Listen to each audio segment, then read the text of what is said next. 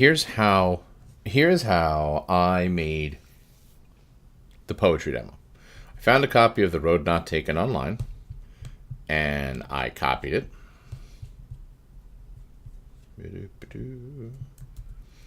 And then I went over to my form. Now what I did was this here, where it says add title and description. When I click that, I can then paste my poem, and I can call it The Road Less Traveled. I can put in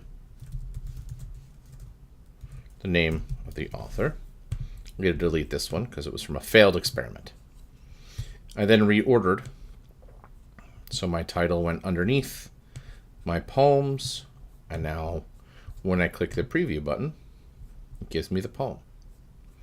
When somebody votes and press submit, I look up under here underneath responses, and it will show which they prefer, and then I can also get it right into the spreadsheet. There you go. Let me know if that makes sense and if you have any questions.